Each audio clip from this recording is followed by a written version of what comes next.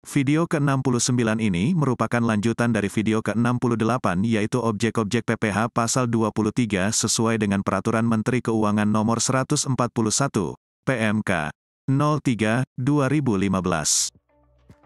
Jasa perawatan, perbaikan, pemeliharaan mesin, peralatan, listrik, telepon, air, gas, AC, TV kabel, dan atau bangunan, selain yang dilakukan oleh wajib pajak yang ruang lingkupnya di bidang konstruksi dan mempunyai izin dan atau sertifikasi sebagai pengusaha konstruksi.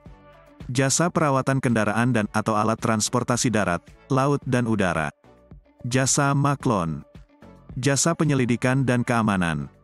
Jasa penyelenggara kegiatan atau event organizer.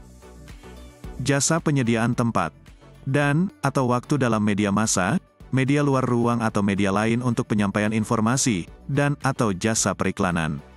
Jasa pembasmian hama. Jasa kebersihan atau cleaning service. Jasa penyelidikan dan keamanan. Jasa sedot septic tank. Jasa pemeliharaan kolam. Jasa catering atau tata boga. Jasa freight forwarding. Jasa logistik. Jasa pengurusan dokumen. Jasa pengepakan. Jasa loading dan unloading. Jasa laboratorium dan atau pengujian kecuali yang dilakukan oleh lembaga atau institusi pendidikan dalam rangka penelitian akademis. Jasa pengelolaan parkir. Jasa penyondiran tanah pengujian. Jasa penyiapan dan atau pengolahan lahan. Jasa pembibitan dan atau penanaman bibit. Jasa pemeliharaan tanaman. Jasa pemanenan. Jasa pengolahan hasil pertanian, perkebunan, perikanan, peternakan, dan atau perhutanan. Jasa dekorasi. Jasa pencetakan, penerbitan. Jasa penerjemahan. Jasa pengangkutan, ekspedisi kecuali yang telah diatur dalam pasal 15 Undang-Undang Pajak Penghasilan. Jasa pelayanan kepelabuhanan. Jasa pengangkutan melalui jalur pipa. Jasa pengelolaan penitipan anak. Jasa pelatihan dan atau kursus. Jasa pengiriman dan pengisian uang ke ATM. Jasa sertifikasi. Jasa survei. Jasa tester, dan terakhir. Jasa selain jasa-jasa tersebut di atas yang pembayarannya dibebankan pada anggaran pendapatan dan belanja negara atau anggaran pendapatan dan belanja daerah. Berdasarkan pasal 23, ayat 1A, Undang-Undang Pajak Penghasilan, bahwa tarif 15% dan tarif 2% harus dikalikan 2, menjadi 30%, dan 4% jika pihak yang dipotong tidak memiliki NPWP.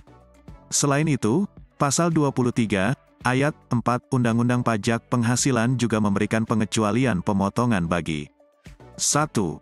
Penghasilan yang dibayar kepada bank. 2. Sewa guna usaha dengan hak opsi, atau beli cicil. 3. Dividen, pasca Undang-Undang Cipta Kerja, dividen tidak dipotong. 4. Bagian laba-laba yang diterima CV tanpa saham, firma, dan bagian laba lainnya yang dikecualikan sebagai objek di pasal 4, ayat 3, huruf I, Undang-Undang Pajak Penghasilan. 5.